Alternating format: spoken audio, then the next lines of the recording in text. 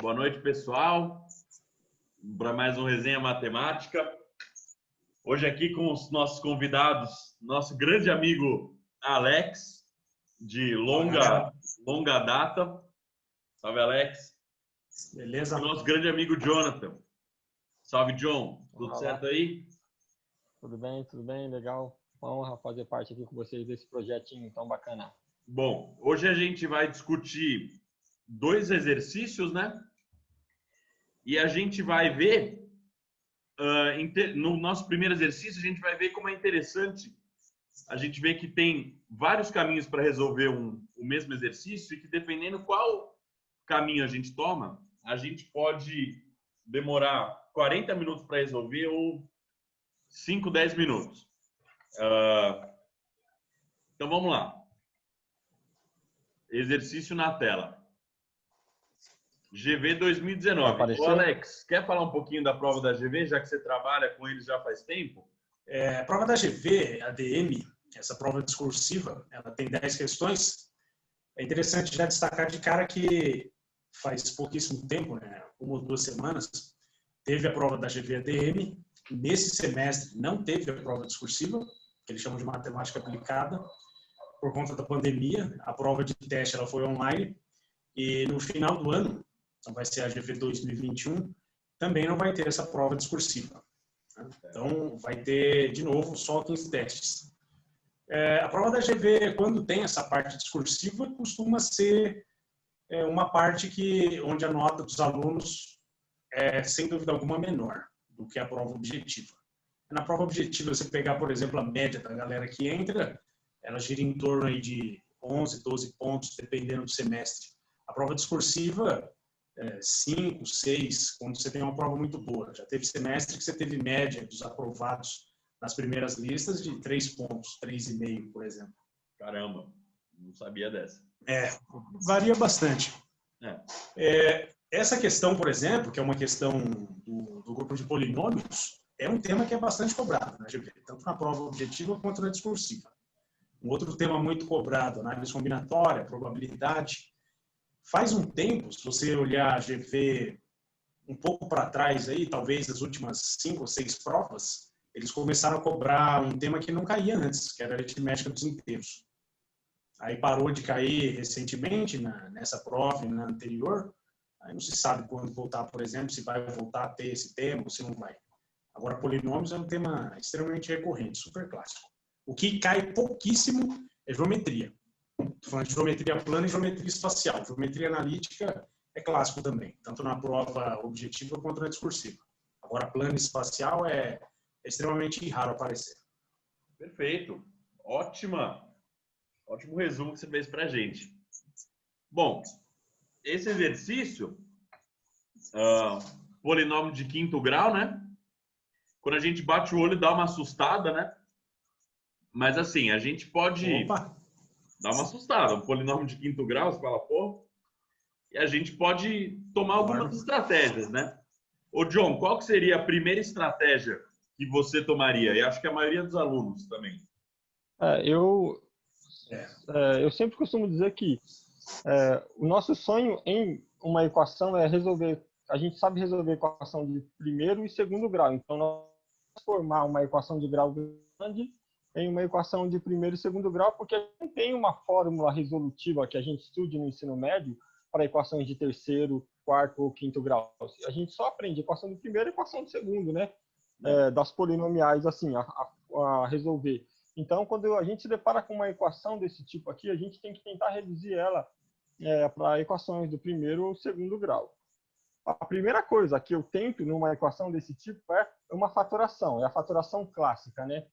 E tentar fazer um agrupamento que a gente tem aqui, ó, separando x⁵ mais x⁴, pegando aqui em bloquinhos x² mais x², x mais 1. Reparo que se eu colocar x⁴ em evidência aqui, eu costumo dizer que é tipo pensar como jogador de xadrez, tentar pensar no que vai acontecer na próxima jogada antes de fazer. Vai ficar dentro do parênteses x mais 1, que está aqui. Perfeito. Se eu colocar x² em evidência aqui, né, também vai ficar x mais 1 entre parênteses. E aí a gente enxerga que vai ter um termo comum. entre todos eles, né? Então, colocando o x que eu faria de primeira, sem dúvida. Eu percebi isso, eu já ia seguir por esse caminho. Exato. Olha só como ficava lá, né? E aí a gente fala, nossa, por esse caminho vai sair rápido, né? Observamos isso. Normalmente é o que acontece, né? Normalmente a coisa fica bonitinha. Normalmente fica. Mas vamos ver se vai piorar depois, né? Exatamente. E se Porque ficar a muito gente feio, a gente apareceu o x mais 1. tenta outras coisas. Ficou bonito, por enquanto. Aqui vai ficar o x à quarta mais x ao quadrado mais 1, que é como se esse termo aqui estivesse multiplicando, né? Perfeito. Então, mais 1 aqui por ele. Perfeito. Aí é o clássico caso, né? Quando duas coisas multiplicadas, o resultado é zero, a gente iguala a zero e a gente observa coisas que a gente já está um pouco habituado, né? O aluno, o estudante, de maneira geral, está habituado com essas resoluções. Tem um produto de duas coisas dando zero, ou uma coisa é zero ou a outra é zero. Não tem como sair disso, né? Exatamente, né? Repara, né, que nesse caso, por exemplo, aparece, de certa forma, uma vantagem que você tem uma equação biquadrada. Né? Equação biquadrada, transformação clássica, chamar o x² de outra coisa. Né? Perfeito. Então, exatamente. Manda ver. Uma das raízes já está aqui, né? X igual a menos 1. Aí aqui a gente pode fazer uma mudança de variável convencional, né? Chamar x ao quadrado de qualquer outra letra do alfabeto, menos o x. Então, a gente usa em t, geralmente. Fazendo x ao quadrado igual a t, teremos aqui o x à quarta. Ficaria t como quadrado. se fosse x quadrado ao quadrado, vai ficar t ao quadrado. Perfeito. Perfeito. Já abreviando um pouquinho as passagens aqui. Aí a gente fala, nossa, é um dos meus sonhos, né? Equação de segundo grau. Tá linda. Coisa linda. Tá próximo do final, será? Ou não? Vamos continuar ela aqui. A gente fala, não, tô acabando. Estamos acabando.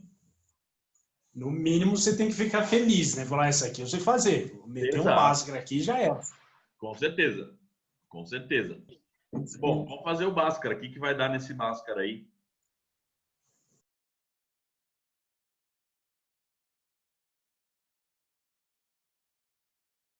Aí, ok, delta deu uns 3, a gente vai continuar. Porque a gente se preparou e viu que são as raízes complexas.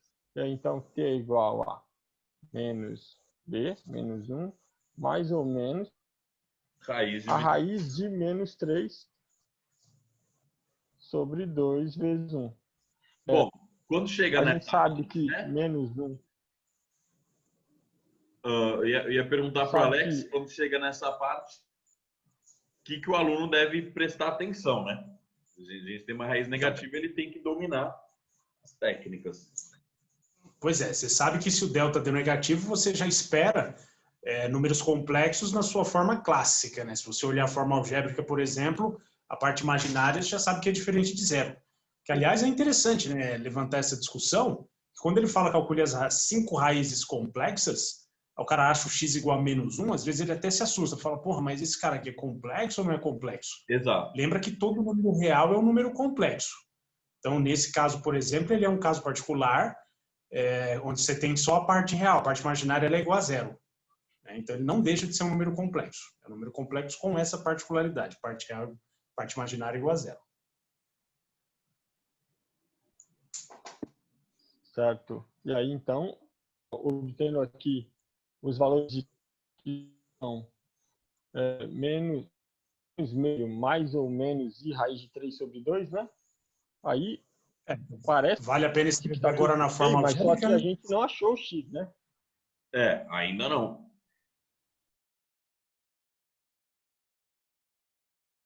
A gente escreveu o número na forma algébrica, mas ele está quase que pedindo para a gente escrever ele na forma trigonométrica, né? Então, por quê, né? Porque aí você tem agora, x² é igual a t. Então você tem x² igual duas possibilidades aí para números complexos. Né? Se você examinar, por exemplo, só uma delas, menos meio mais i raiz de 3 sobre 2, aí o que você tem, na verdade, aí já é uma comparação, né, entre dois números complexos. Se do lado direito você tem menos meio mais i raiz de 3 sobre 2, o x também tem que ser pensado como um número complexo. E aí você tem essas duas possibilidades, então, que pode ser interessante ou não.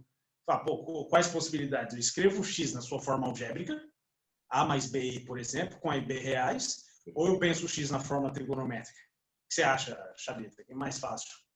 Eu acho que está mais fácil escrever ele na forma trigonométrica.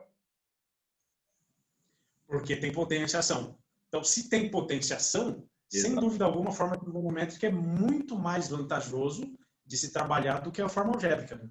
Então, o x², ele te leva para esse caminho, de pensar em escrever o x na sua forma trigonométrica. Perfeito, perfeito. Agora, vamos lembrar como que é um número complexo na sua forma trigonométrica, né, John? Sim, sim. Se você puder escrever aí antes da gente continuar. Ah, sim. Deixa eu levar esse trecho aqui da resolução para a próxima página. Perfeito.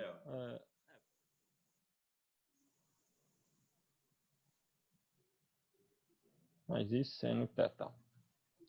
Rho cosseno teta, mas isso é no teta, né?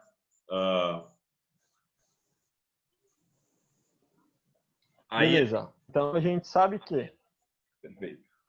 escrevendo o x na forma trigonométrica, o que a gente está interessado é em saber quem que é o cara que elevado ao quadrado resulta nesses dois elementos, né? Exato.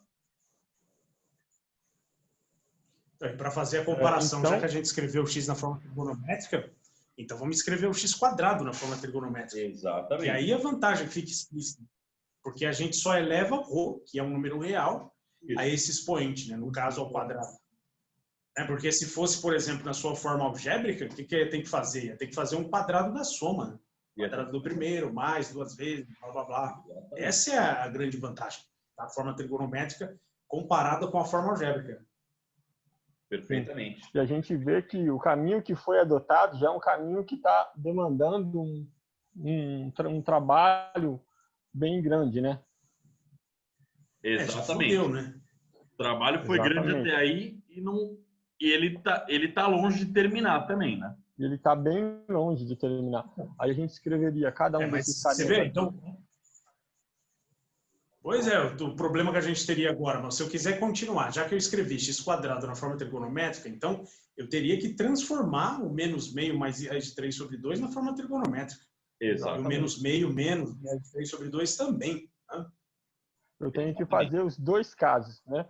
A gente sabe que é possível transformar cada um desses caras na sua forma trigonométrica, descobrindo, né, os ângulos, os argumentos, né, cujo seno e o cosseno resultam nesses valores, né? Exatamente. Esses dois carinhas aqui.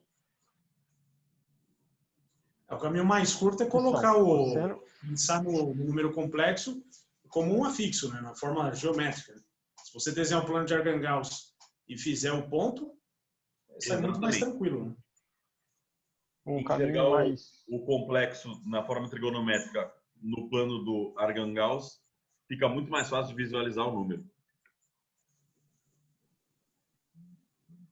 Que é o menos meio mais i raiz de 3 sobre 2. Menos meio já sabe que está no quadrante. Perfeito. Mais i raiz de 3 sobre 2.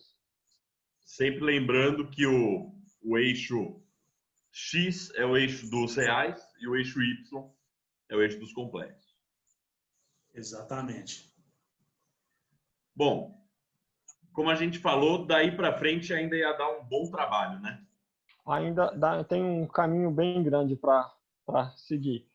Tem um caminho que teria que encontrar esse cara, depois faz a comparação dos dois números na forma trigonométrica e você resolve uma equação trigonométrica, blá blá blá blá blá blá blá blá blá. Então quer dizer, você começou conseguindo fatorar de maneira simples, chegou numa equação biquadrada, ficou felizão, usou Bhaskara, aí se fudeu. Né? Então a questão que tem que nascer de forma natural. Porra, e tem outro jeito de pensar? Tem algumas equações que são melhores para resolver. Dá um exemplo de algumas equações aí que a gente resolve de uma maneira muito mais eficiente. Bom, Alex, quando você me pergunta isso, e eu olho para essa equação, eu olho direto para os coeficientes dela, né? Todos os coeficientes iguais a 1, né? E aí eu penso em testar... Aí, ó, boa. Aí eu penso em testar alguns números para ver se eu consigo diminuir o grau dessa equação, né?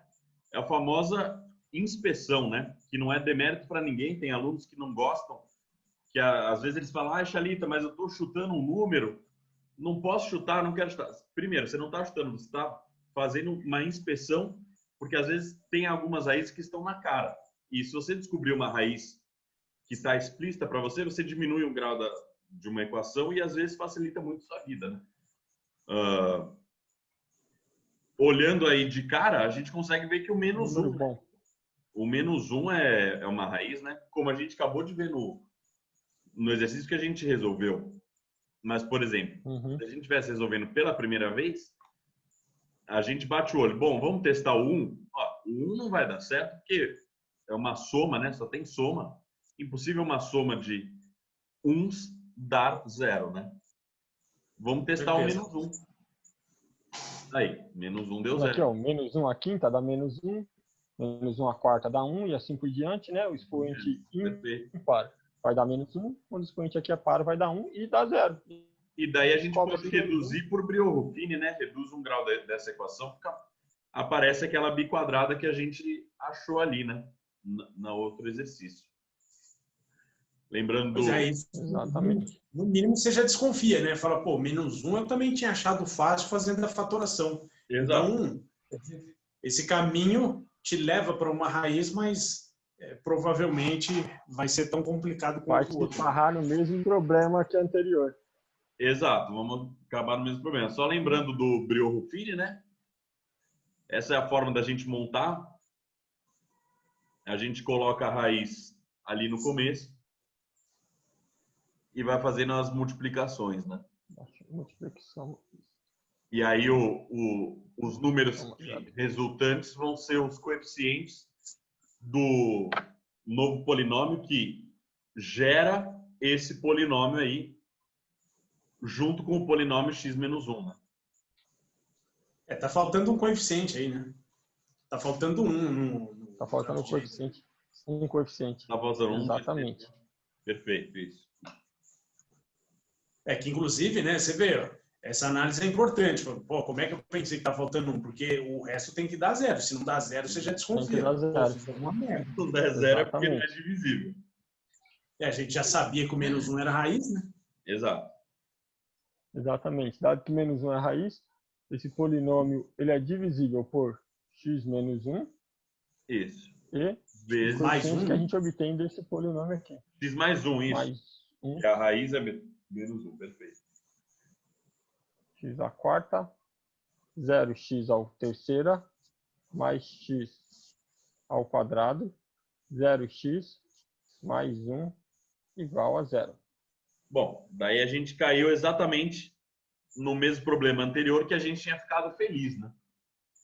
Pois é. E já aí sabe que aquela trabalheira de novo. não vai rolar, né? E aí você acha que teria outra forma de resolver, Alex? Se desse jeito também não ficou interessante, porque caiu no mesmo problema, aí o que você tem que resgatar na tua memória? Tem equações que são muito mais bonitas para resolver. Se você pega um exemplo muito mais agradável. Se você tivesse a equação x ao cubo igual a 8, né? Seria legal para resolver, por exemplo, ou não? O que você acha? X ao cubo igual a 8, dá para você passa o 8, faz uma diferença de cubos, né? X ao cubo menos 2 ao cubo. Ou percebe, por exemplo, também de novo, por inspeção que o 2 é raiz, faz Brio-Ruffini, equação de segundo grau, blá, blá, blá e tal, resolve. Agora, e outro jeito super imediato? Bati o olho numa equação do tipo x ao cubo igual a 8, você sabe que as soluções, quando você coloca no campo complexo, com certeza tem que gerar um polígono regular. Qual o polígono regular? Como é x ao cubo igual a 8, tem que ser triângulo equilátero. Assim, E aí, se eu sei que o 2 é uma raiz, uhum. a partir dessa raiz fica fácil de achar qualquer outra raiz. Basta desenhar a figura. E detalhe, né?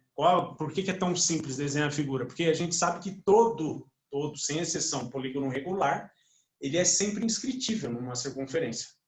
Então, nesse contexto, por exemplo, a gente teria o plano de Argand-Gauss, um triângulo equilátero inscrito numa circunferência, de qual raio?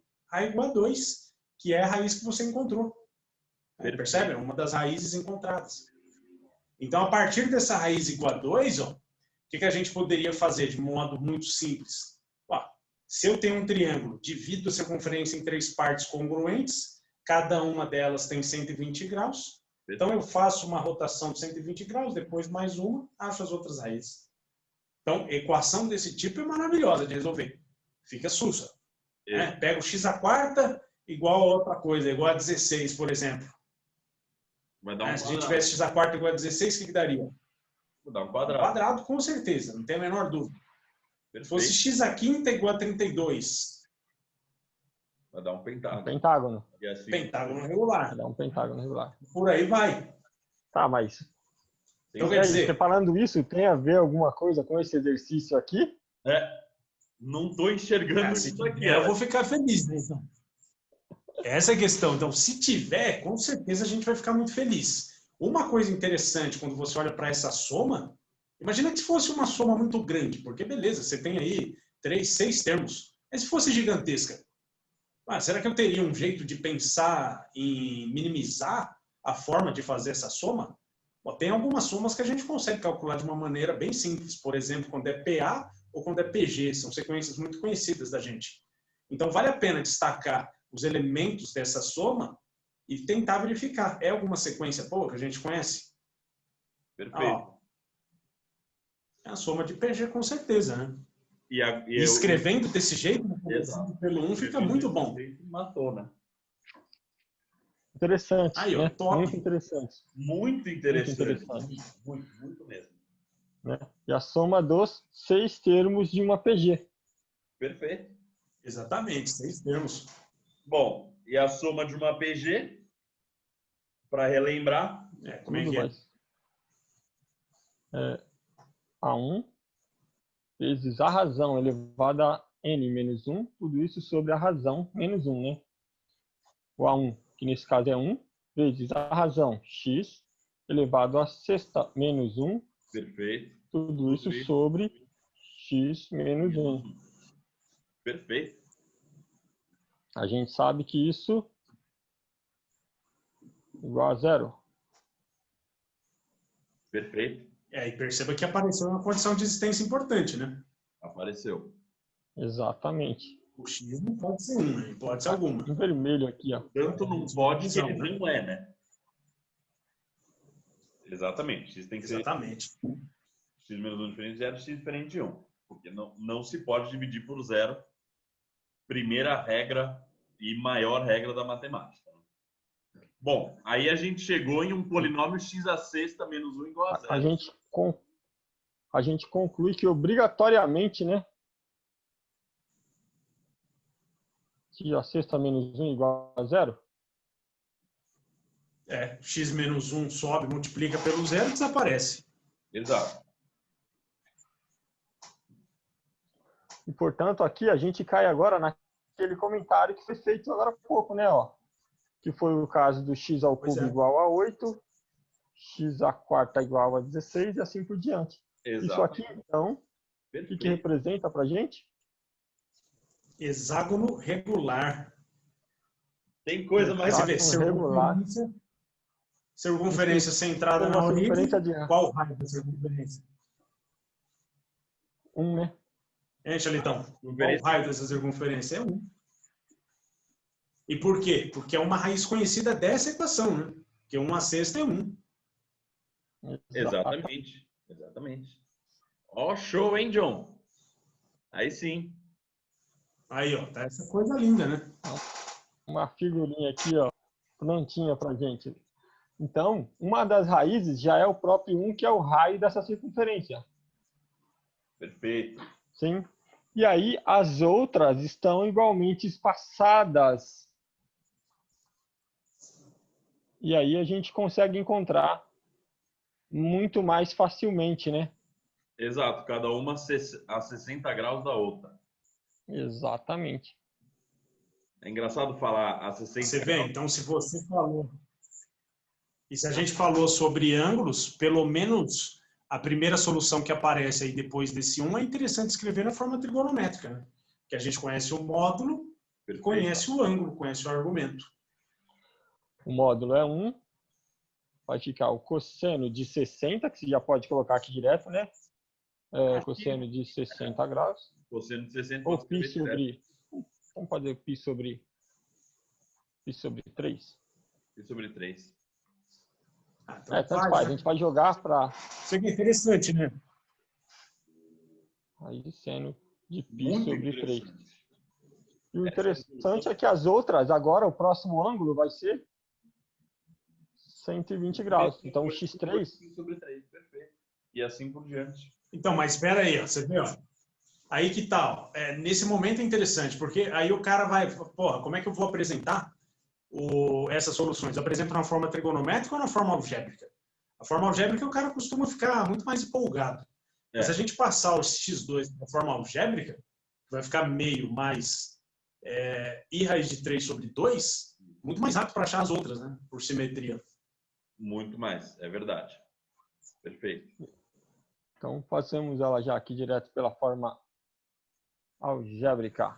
É legal isso que o Alex falou. O aluno chegou até aí e agora ele apresenta a resposta. Exatamente pela simetria, aqui vai ficar muito mais fácil de encontrar essa raiz. Exatamente, perfeito. Que a parte imaginária dela é a mesma, porém a parte real Só troca o sinal. Perfeito. é o oposto apenas. Então, desse modo, usando esse artifício geométrico aqui, esse conhecimento, aquela questão que daria muitas páginas, aqui saiu em algumas linhas. Exatamente, saiu em x4 menos 1, né? É outra raiz. isso. Sim. Menos 1 e forma. O simétrico daquela raiz aqui embaixo. Simétrico em relação a essa.